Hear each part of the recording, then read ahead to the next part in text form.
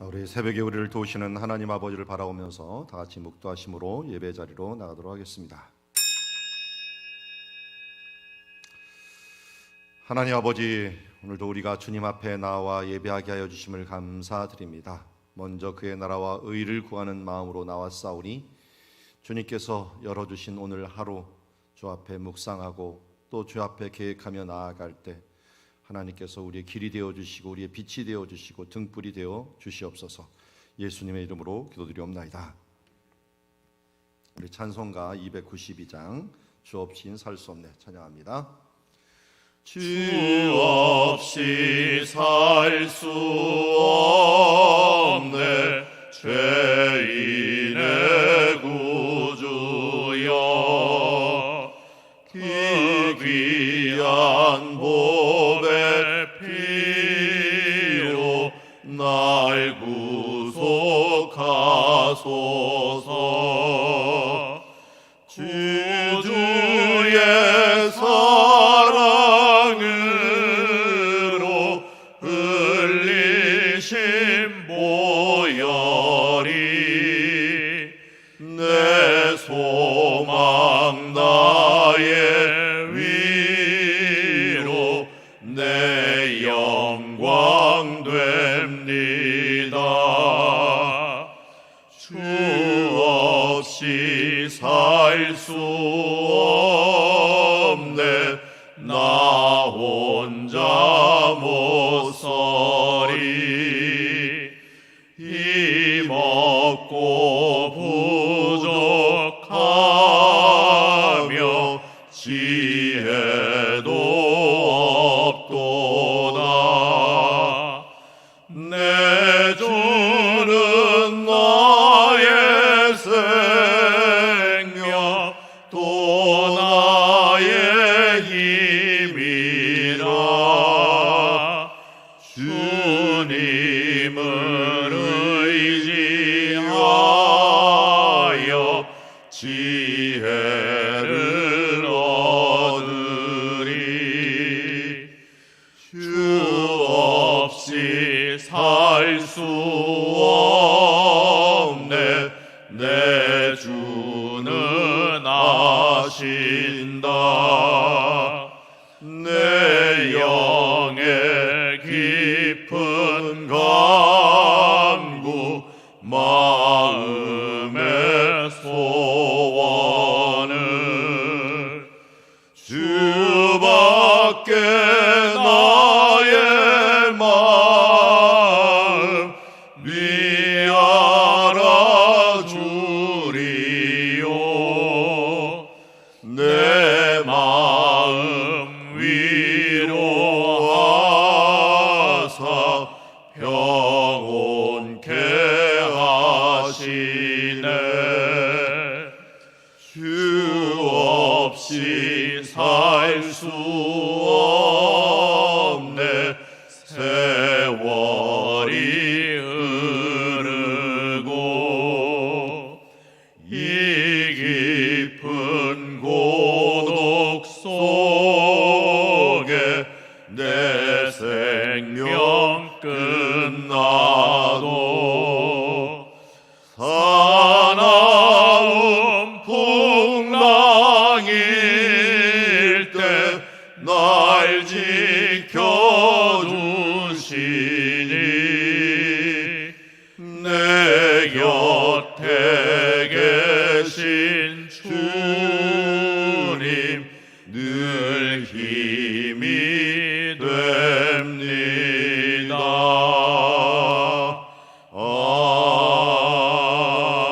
아멘. 화요일날은 화목한 가정을 위하여 기도하고 있습니다. 부모는 신앙의 본이 되게 하시고 자녀는 순종하는 복 있는 가정 되게 하옵시며 코로나19 중에 가족이 한 믿음 되어 건강한 가정 이루고 가정과 또 직장에서 우리 각 사람들이 복의 근원이 되는 가정의 복음화뿐만 아니라 지역의 복음화를 이루는 가정이 되게 하여 주시옵소서. 우리 위하여 함께 기도하며 나가도록 하겠습니다.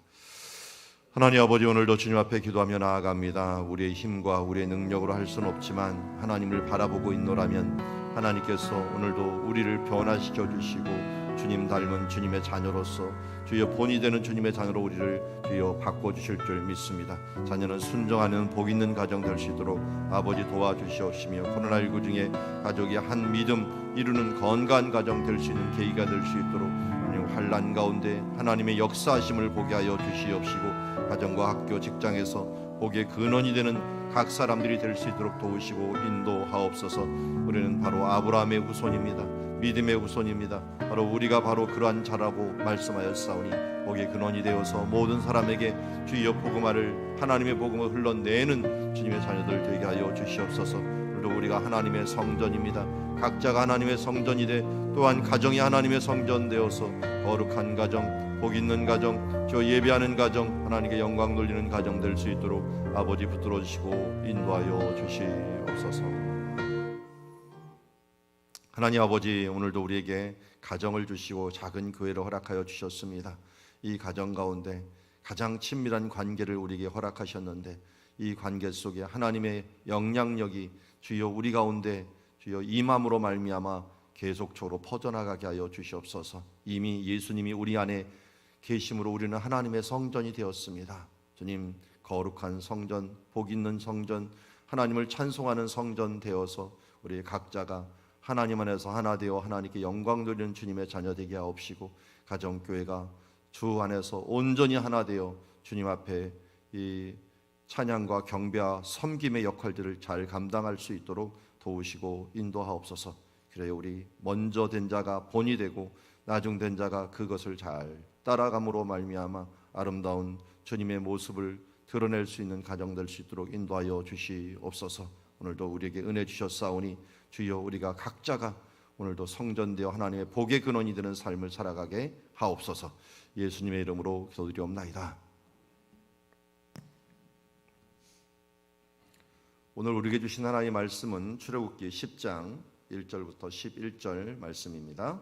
오늘 메뚜기 재앙의 타협이라고 하는 제목을 가지고 오늘 말씀 보도록 하겠습니다. 한 절씩 교독합니다. 여호와께서 모세에게 이르시되 바로에게로 들어가라. 내가 그의 마음과 그의 신하들의 마음을 완강하게 함은 나의 표징을 그들 중에 보이기 위함이며, 내가 애굽에서 행한 일들 곧 내가 그들 가운데서 행한 표징을 내 아들과 내 자손의 귀에 전하기 위함이라. 너희는 내가 여호와인 줄을 알리라. 모세와 아론이 바로에게 들어가서 그에게 이르되 히브리 사람의 하나님 여호와께서 말씀하시기를 내가 어느 때까지 내 앞에 겸비하지 아니하겠느냐. 내 백성을 보내라. 그들이 나를 섬길 것이라. 내가 만일 내 백성 보내기를 거절하면 내일 내가 메뚜기를 내 경내에 들어가게 하리니, 메뚜기가 지면을 덮어서 사람이 땅을 볼 수 없을 것이라. 메뚜기가 네게 남은 그것 곧 우박을 면하고 남은 것을 먹으며 너희를 위하여 들에 자라나가는 모든 나무를 먹을 것이며, 또 내 집들과 내 모든 신하의 집들과 모든 애굽 사람의 집들에 가득하리니, 이는 내 아버지와 내 조상이 이 땅에 있었던 그날로부터 오늘까지 보지 못하였던 것이리라 하셨다 하고 돌이켜 바로에게서 나오니, 바로의 신하들이 그에게 말하되 어느 때까지 이 사람이 우리의 함정이 되리이까. 그 사람들을 보내어 그들의 하나님 여호와를 섬기게 하소서. 왕은 아직도 애굽이 망한 줄을 알지 못하시나이까 하고, 모세와 아론을 바로에게로 다시 데려오니 바로가 그들에게 이르되 가서 너희의 하나님 여호와를 섬기라. 갈 자는 누구냐. 모세가 이르되 우리가 여호와 앞에 절기를 지킬 것인즉 우리가 남녀노소와 양과 소를 데리고 가겠나이다. 바로가 그들에게 이르되 내가 너희와 너희의 어린 아이들을 보내면 여호와가 너희와 함께함과 같으니라. 보라, 그것이 너희에게는 나쁜 것이니라. 같이 읽겠습니다. 그렇게 하지 말고 너희 장정만 가서 여호와를 섬기라. 이것이 너희가 구하는 바니라. 이에 그들이 바로 앞에서 쫓겨나니라. 아멘. 우리 지금 재앙을 보고 있는데 첫 번째 재앙은 피해 재앙, 두 번째는 피해에서 나온 개구리 재앙, 또 개구리가 죽으면서 나타난 이 혹은 모기 재앙, 파리 재앙으로 이어지고요. 그 다음에 짐승이 병이 들고 그리고 사람이 종기로서 병이 듭니다. 사람이 땅의 소망을 가지니까 하나님께 우박을 쳤고, 이제는 몇 번째 재앙입니까? 이 메뚜기 재앙을 통하여서 이제 재앙을 더 가중시키는 것을 보게 됩니다. 여덟 번째 재앙이죠. 여덟 번째 재앙. 지금 이 여덟 번째 재앙을 지금 하는 게 아니라 오늘 말씀은 준비하는 겁니다. 그러니까 여덟 번째 재앙은 굉장히 길게 나열이 돼 있는 모습을 보는 걸 보면은 굉장히 큰 재앙이고 그리고 아주 타격이 심한 재앙이라는 걸 알 수가 있습니다. 그리고 나서 이제 흑암 재앙과 함께 이제 장자 재앙만이 남게 되었는데요. 오늘 말씀을 보면은 이 원래 하던 사이클하고 똑같이 나옵니다. 그러나 하나님께서는 모세에게 미리 말을 합니다. 내가 그의 마음과 그의 신하들의 마음을 완강하게 했다. 이제 바로의 마음뿐만 아니라 신하들의 마음까지도 완강하게 했다라고 했는데 완악하게 하다, 완강하게 하다 이게 원어는 틀린데 우리가 표현이 똑같아 갖고 어떨 때는 이랬다 저랬다 하기 때문에 좀 혼동이 될까 봐 제가 좀 써놨습니다. 완강하게 하다는 것은 카베도 무겁게 했다는 거예요. 그래서 우리 마음밭으로 치자면은 제가 보기에는 이 가시덤불과 같은 마음, 가시덤불 같은 먼 여러 생각이 있고 또 이런 것이 눌려 갖고 이제 무거워진 마음. 그런데 이것은 나의 표징을 그들 중에 보이기 위함이다라고 얘기합니다. 그 전에는 계속 바로만 마음이 완강했어요. 그러다가 이제는 하나님 마음을 완강하게 하고 또 이 두 개가 같이 가요. 바로도 신하도 또 하나님도 이 같이 완강하게 하는 모습이 나타나기도 하는데 이번에는 아예 하나님께서 처음부터 이번 재앙은 그들을 완강하게 할 것이다라고 이야기합니다. 그러면서 왜 이렇게 하나님께서 그들의 마음을 부드럽게 하지 않고 완강하게 하느냐 하는 표현들을 보면은 2절에 그 이유가 나와 있어요. 내게 내가 애굽에서 행한 일, 곧 내가 그들 가운데 행한 표징을 내 아들과 내 자손 귀에 전하기 위함이다. 그러니까 하나님께서 행하신 일들을 전하기 위함이다. 이것은 이제 역사가 되는 거죠. 하나님이 함께한 역사. 이걸 개인으로 얘기한다면 간증이 될 것이고요. 또 하나님이 함께한 전적으로 함께하는 은혜의 역사라고 또 할 수가 있을 것입니다. 이스라엘의 유명한 교훈집이라면 여러분들 탈무드는 잘 아실 겁니다. 탈무드가 두 가지 큰 방식으로서 기록이 되어 있습니다. 하나는 할라카라는 거하고 아가다라는 말로 기록이 되어 있는데요. 할라카는 어떤 행동, 뭐 어떻게 해라. 그런데 아가다는 그것에 대한 풀이라든지 이야기를 얘기하고 한 예들을 많이 들어놓은 거죠. 그런데 아가다하고 하가다가 또 있어요. 하가다. 이 하가다라고 하는 것은 앞에 정관사를 붙인 거란 말이에요. 그 이야기라고 하는 거예요. 그 이야기. 그러니까 아가다는 할라카는 이게 걷다, 행동하다는 것이고 아가다는 이야기해주다라고 하는 뜻이거든요. 그러니까 이야기로 풀어주는 건데 이야기 중에서 아주 특별한 얘기가 있어요. 그러면 그 이야기라고 얘기를 해요. 그게 하가다예요. 하가다가 뭐냐면은 유월절 이야기예요. 유월절 이야기. 그래서 이스라엘 백성들이 1년에 한 번씩 유월절을 지킬 때마다 반드시 이 이야기를 해주게 돼 있어요. 우리가 애굽에서 어떻게 구원받았는가 하는 부분들 이야기하면서 그들의 정체성, 그들의 구원받은 이야기들을 하게 되는데 지금 하나님이 뭐하고 계시는 거예요? 그 하가다를 만들고 계시는 거예요. 그 이야기를. 왜 이야기가 필요합니까? 유월절은 무엇을 의미합니까? 우리 기독교인들에게. 바로 예수님의 부활절을 목표하고 있어요. 구원의 이야기. 그래서 예수님도 성찬식을 하면서 반드시 잊지 말아야 될 이야기들을 알려주고 있습니다. 고린도전서 11장에서는 이 부분들 더 강조를 하고 있고요. 그러면서 내가 이 너희를 위하여 죽으심을 내가 올 때까지 전해라. 그래서 바울이 이 예식은 주님에 대한 죽으심을 주가 오실 때까지 전하기 위함이다 라고 말하고 있어요. 그러면 이 죽으심은 무엇입니까? 예수님의 십자가 사건. 이 부분들을 전하라. 이 십자가 사건은 결국 뭐예요? 유월절 사건이에요. 유월절이 십자가 사건의 어떤 이 그림자 사건이거든요. 제가 사마리아인 유월절을 한번 갔다가 깜짝 놀란 것 중에 하나가 그들이 아직도 유월절 예식을 해요. 그런데 양을 맨 마지막에 양을 잡고서 어떻게 하는지 아십니까? 양을 십자가에다 달아요. 십자가 모양으로 된 곳에 꼽아갖고 그걸 가지고 들고서 막 행진을 하더라고요. 그러면서 그걸 이제 불구덩이에 집어넣어 갖고 그 요리를 하는 모습을 보게 돼요. 그걸 보면서 그냥 섬찟하더라고요. 왜냐하면 야, 이거 유월절 예식이 이렇게 오랫동안 수천 년 동안 계속 해왔는데 이게 어린 양이 십자가에 달리는 모습들이 이미 이렇게 예식 속에 좀 있던 게 아닌가 할 정도로 이 하가다 이야기가 결국은 예수 그리스도로 됩니다. 그래서 예수님께서 태어나시자마자 애굽으로 간 이유도 바로 그것이죠. 애굽에서 내 백성을 불렀다, 내 아들을 불렀다라고 하는 표현은 뭐냐면 예수님이 유월절 어린 양으로 오셨다라고 하는 것들을 알려주는 어떻게 보면 성취라고 할 수가 있습니다. 그런 부분들이 바로 하가다이고, 우리는 예수 그리스도의 십자가 이야기들을 우리 마음에 새겨 놓아야 되고, 그리고 대대로 이것을 전해야 됩니다. 왜? 하나님께서 유월절의 이 그림자 사건도 이렇게 선명하게 알려주기 위함인데, 완성된 사건은 우리가 얼마나 더 알려줘야 되겠습니까? 우리가 왜 자꾸만 길을 가다가 길을 잃어버립니까? 길을 가다 길을 잃어버린 건 목표를 잃어버릴 때가 많아요. 그러면 아무리 어렵더라도 선명한 빛이 있다면 그 빛을 향하여 나아가면 되거든요. 우리에게는 분명한 빛이 있습니다.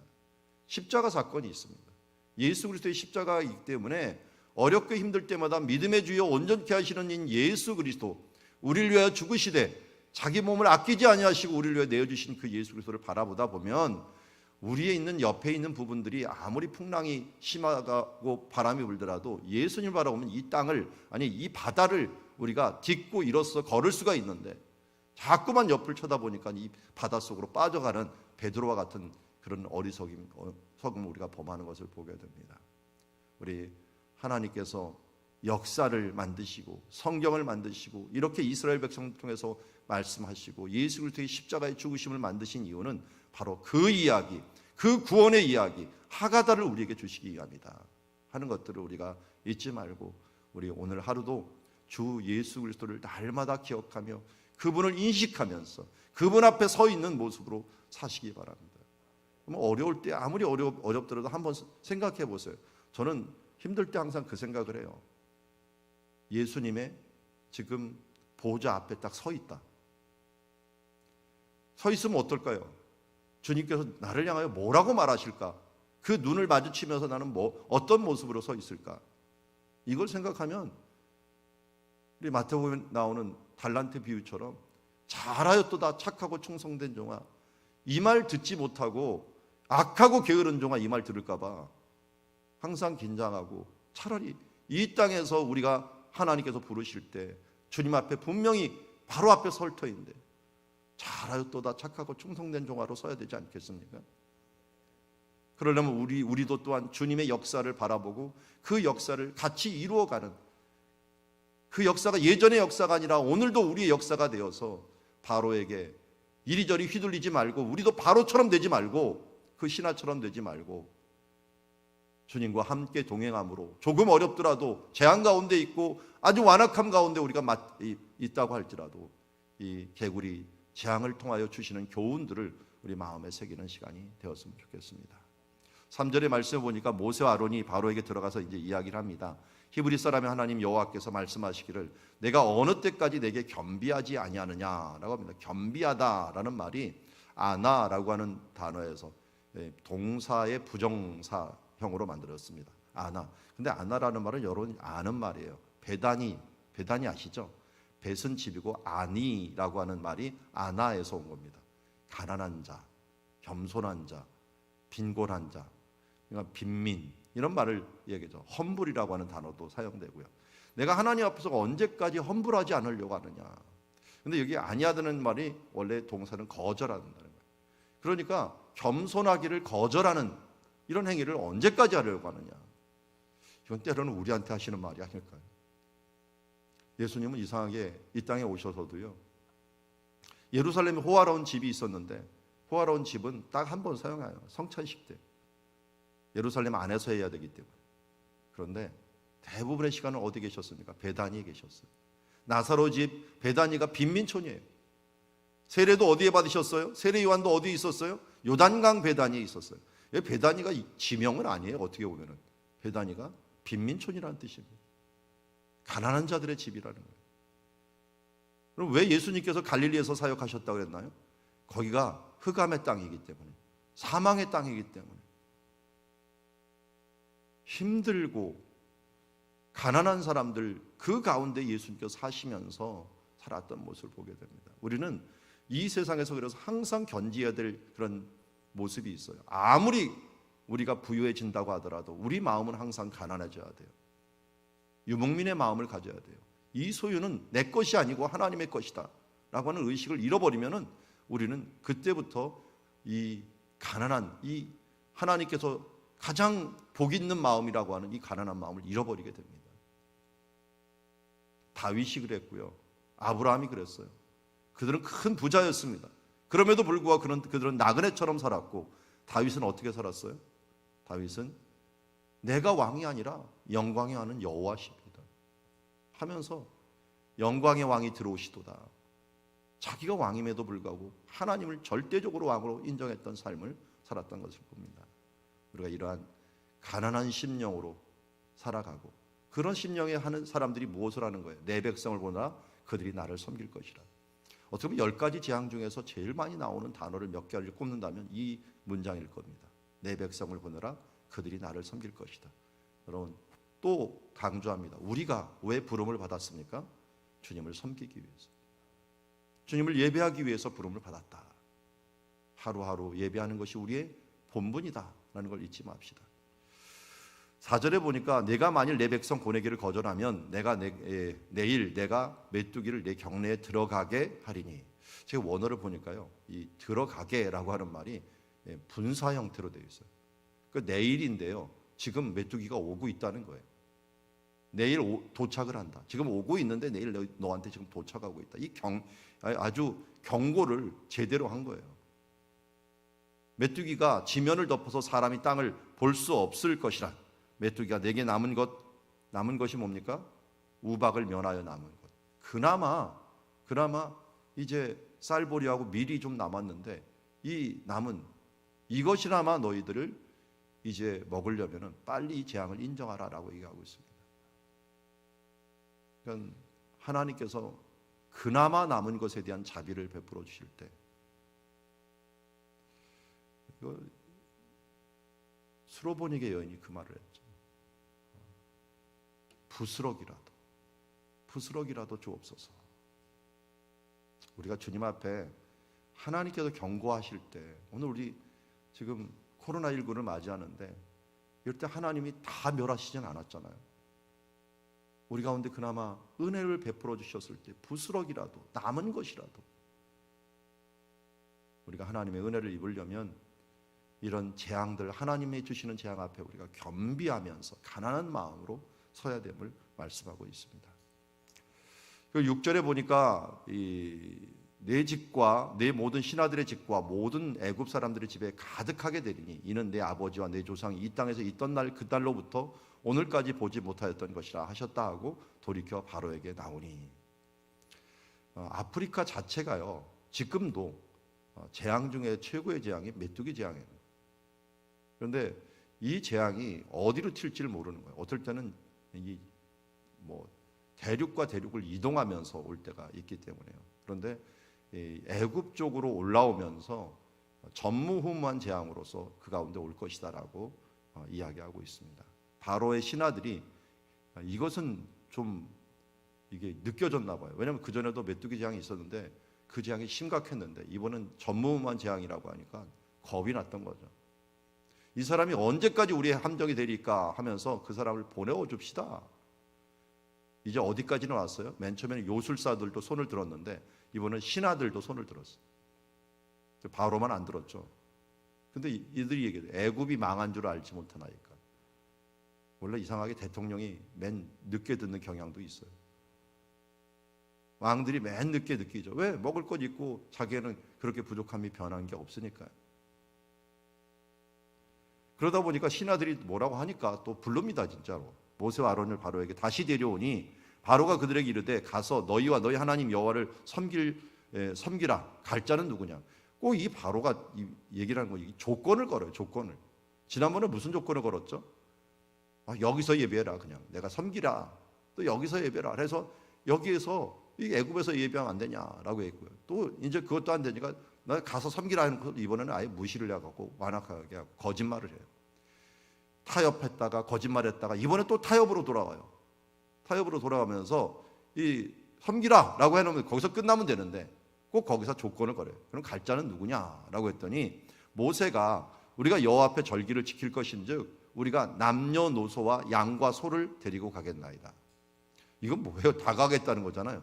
이거 바로가 눈치를 챘겠죠. 이 바로가 참 바로도 이 애굽도 정책이 왔다 갔다 해요. 맨 처음에는 사람들이 너무 많으니까 이들을 갖다가 어떻게든지 줄여버리려고 남자아이를 죽이려고 합니다. 그런데 이번에는 잘 써먹으니까 좋거든요. 사람이 많으니까. 그래서 죽이지 말라고 합니다. 뭐라 합니까? 이 노예로 삼으면 되는 거예요. 자기 국고상속고 하니까. 그리고 이번에 또 아까운 거예요. 이거 광야에 내버려 두면은 이거 뭐 우리한테 벗어나니까 차라리 위협도 안 되고 괜찮을 것 같은데 이번에는 또 이들이 쓸모 있으니까 또 보내기 싫은 거예요.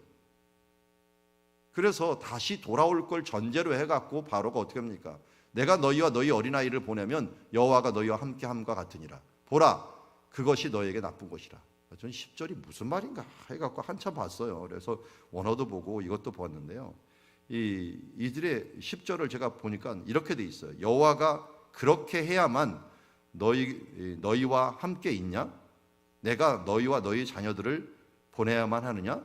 뭐 이런 뜻인데요. 이거 보냐면 이런 뜻이에요. 그러니까 한번 비꼬듯이 얘기하는 거예요. 그 여호와가 그렇게 해야만이 너희와 함께 있느냐? 그러니까 사람들하고 다 같이 가야지 이 여호와가 너와 함께 있는 거냐? 그냥 이 자녀들을 포함해 갖고 그들을 모두 다 보내야만 하는 거냐? 너희만 가라. 너희만 가도 하나님이 함께하는 것 아니냐 하면서 꼭 가족들이 다 가야만이 하나님께서 함께하느냐? 이런 비꼬는 말의 투가 이게 이 번역이 좀 힘들다 보니까 이렇게 그냥 직접 번역을 해버렸는데 직역을 해버렸는데 좀 힘들게 돼 있습니다. 그러니까 여러분들이 그렇게 이해를 하시면 될 것 같아요. 내가 너희와 너희 어린아이들을 보내면 보내야만 여호와께서 너희와 함께 하겠느냐? 그것이 너에게 나쁜 것이다 하면서 이 바로는 자기 방식으로 하나님의 예배를 갖다가 꾸며내버리는 거예요. 그러니까 우리는 다 가서 예배를 드려야 됐더니 너희만 가. 그래야만 꼭 예배가 되는 거야? 우리 세상 사람들이 말하는 거 똑같아요.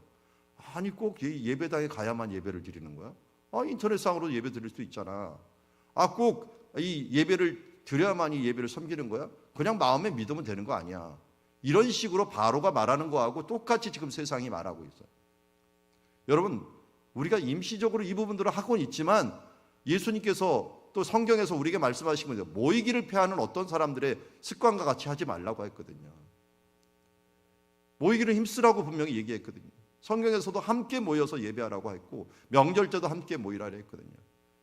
우리가 원래의 방식들은 잊어버리지 맙시다. 하나님께서 어떻게 보면 우리에게 이 교회 가운데 징계를 내려주심으로 말미암아 우리는 겸비하고 있는 중에 있지만 어쨌든 우리가 어떻게든지 하나님께 예배하며 나와야 돼요. 예배하러 못 나오면 우리 새벽 예배라도 나오고 금요기도 나와야 되는 거 아니에요. 기회는 이때다. 원래 할 수 없잖아 하면서 이 세상의 유혹에 빠져갖고 그냥 올 수 있는데도 안 오는 그런 신앙인들의 모습으로 가득 차 있는 우리들의 모습이 때로는 여기 있는 이 바로가 말하는 것들에 대해서 그건 그렇지. 꼭 하나님께 뭐 다 가서 예배드려야 예배드리는 건 아니지. 나만 가서 예배드리면 대표로 가면 되는 거지 하면서 이렇게 속아넘어고 가고 있다는 거예요. 신앙은 여러분 타협의 대상이 아닙니다. 신앙은 우리가 하나님께 순종하면서 섬기는 부분이지 이 세상이 말하는 것처럼 이리저리 타협하는 그런 모습으로 살지를 말라는 겁니다. 바로가 얘기했잖아요. 장정만 가서 예배를 드려라. 그럼 어떠냐? 그것도 예배 아니냐? 그렇게 지켜라.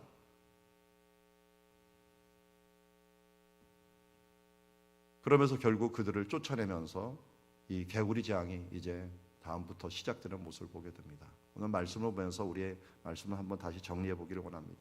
메뚜기 재앙을 통해서 하나님께서 우리에게 하가다를 알려주시려고 합니다. 우리의 어려움과 힘듦이 때로는 하나님의 하가다가 될 수 있고 우리 삶이 하나님의 역사가 될 수 있고 제가 우리 교회 표어 중에 계속 강조하는 게 뭡니까? 성경대로 행하여 모델이 되는 교회.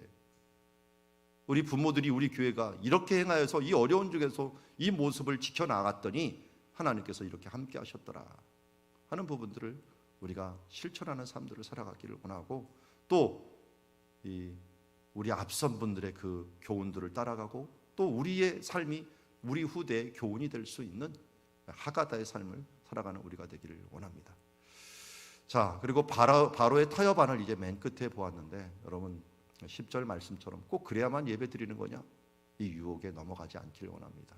그래서 우리가 간증의 역사를 만들고 하나님께 겸비하고 겸손하고 가난하고 험불하면서 여호와는 타협의 대상이 아니라 순종과 섬김의 대상이라는 걸 다시 한번 깨닫고 주 앞에 나아갈 수 있는 주의 자녀들 되기를 원합니다.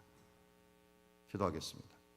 하나님 아버지, 오늘 개구리 재앙에 앞서서 메뚜기 재앙에 앞서서 하나님께서 교훈하신 모습들을 다시 한번 바라봅니다. 어마어마한 재앙들이 그 메뚜기 재앙으로 일어날 것이지만 하나님께서는 여기에 교훈한 부분들을 우리 마음속에 새기기를 원하셔서 그들의 마음을 완강하게 하시고 하나님의 놀라운 역사를 이루어가는 모습을 봅니다. 주 예수 그리스도, 당신이 세우신 그 하가다의 역사를 우리가 잊지 아니하고 우리 마음속에 새기며 흔들리지 않는 믿음으로 나아가게 하여 주시옵시고, 또한 우리의 모습도 우리의 삶도 이 하나님 안에서 하가다가 되어서 신앙의 본이 되는 부모들의 모습이 우리 다음 세대가 따라올 수 있는 기준이 될 수 있는 삶이 될 수 있도록 은혜 베풀어 주시옵소서. 하나님 아버지, 겸손하기를 원합니다. 겸비하기를 원합니다. 하나님 아버지, 오늘도 우리의 삶의 역사가 하나님의 역사가 되기 위하여서 타협의 삶에 흔들리지 아니하고 하나님 순종과 섬김의 삶을 살게 하여 주시옵소서. 세상에 그 달콤한 말, 타협하는 말들에 우리가 흔들리지 않는 굳건한 신앙, 말씀 위에 굳게 서 있는 신앙들 되게 하여 주시옵소서. 예수님의 이름으로 기도드리옵나이다. 아멘.